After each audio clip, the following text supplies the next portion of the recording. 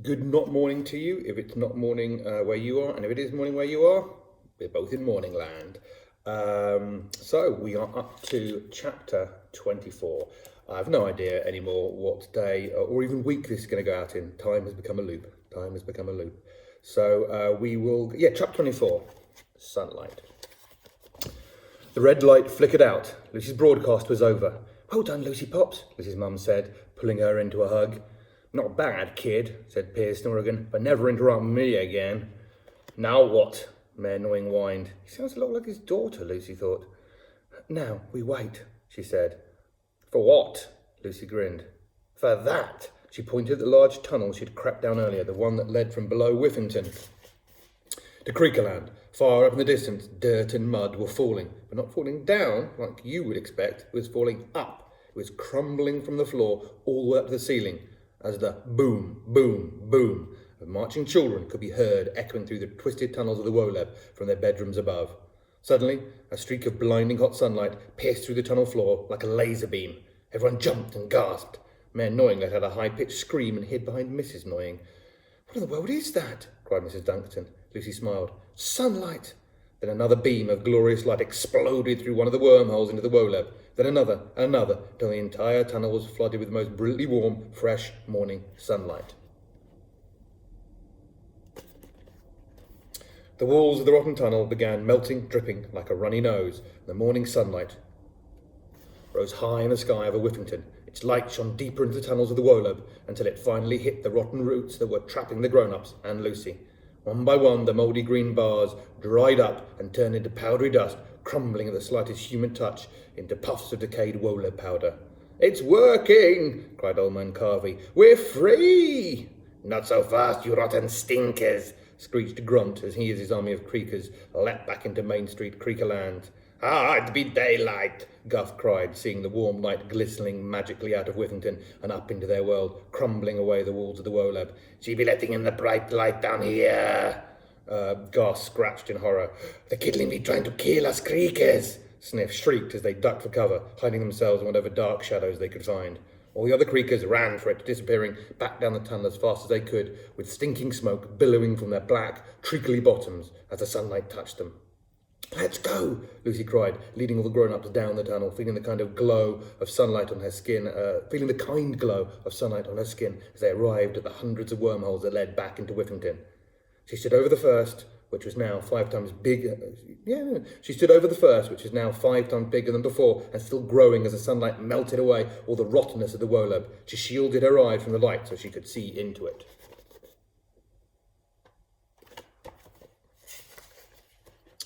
Once her pupils had adjusted, she saw 50 or so friendly children peering down at them from the bedroom above. Norman, Lucy called as her heart skipped. She saw the unmistakable silhouette of Norman in his scout uniform.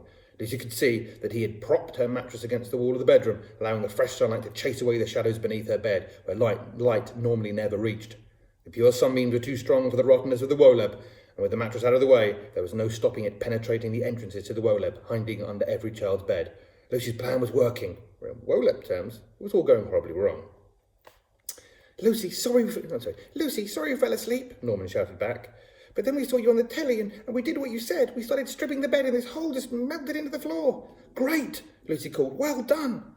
I helped too, called Ella. We both did. We're Norm Elatron. Lucy blinked. What? Norm Elatron, Ella shouted back. Oh, never mind. The stupid name was his idea anyway. We're here to rescue you. I hope there's a badge for this, Norman said. Suddenly, a long rope rose out of the hole in front of Lucy like a snake from a basket, at perfect knots, at regular intervals, ready to be climbed. As Lucy watched, the Whiffington kids threw ropes into the Woleb through every sunny hole in the squashy floor. There were hundreds of them.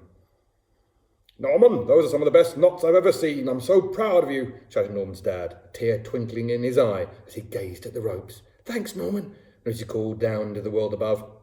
And Norman gave her a huge smile back. Right, grown-ups, Lucy said, looking around. Take your time climbing out of the Woleb. There's no need to rush. Grown-ups looked confused for a moment before Mrs. Dunson caught Lucy's wink and understood. She's speaking the Woleb's language, Mrs. Dunson hissed to the grown-up standing next to her. Pass it on. What she actually means is, hurry up, this place is going to collapse, whispered Mr. Quirk. The grown-ups started climbing down the holes and back to Whiffington at once. Lucy marched around, overseeing the escape, making sure they all got in. Old Man Carvey, Ella's parents, Paige Turner, and every single mum and dad and grandma and granddad and aunt and uncle, every single boy and girl.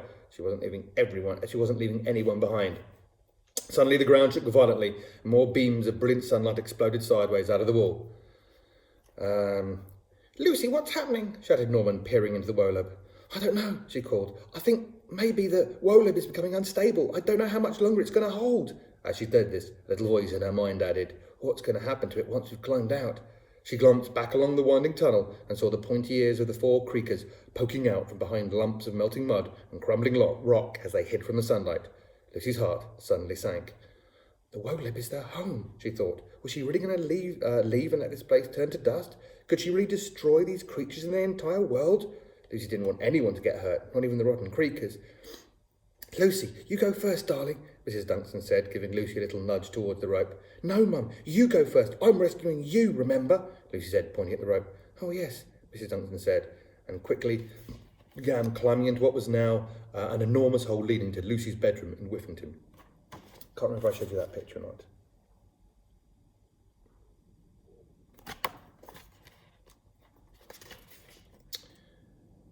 Lucy watched as her mum climbed out and was lifted to safety by Norman. She had done it. She was the last human left in the Wolab. She reached out and grabbed hold of the knotted rope, ready to leave this place behind once and for all. But just as her fist tightened around the rope, she felt someone else's fist tighten around her leg, and she was jerked backwards into the Wolab. Ah! Lucy screamed. But how could a creaker be grabbing her leg? The beams of sunlight pouring up through the holes into the Wolab would surely have turned any normal creaker to dozy dust. Lucy looked back and got her answer immediately. This was no ordinary creaker. It's the Creaker King, Lucy breathed. Okay, end of chapter. Any ideas who the Creaker King might be? I think some of you might have guessed. Well, I might be wrong. I've not actually read the book. This is a book that was recommended to us by Mrs. Amos, who's in charge of all things English at the school. So if you liked it, that's down to her. If you hated it, that's down to her. Anyway, who knows when this is going out? Either way, hope everyone's keeping safe and well. Take care. See you when you see you.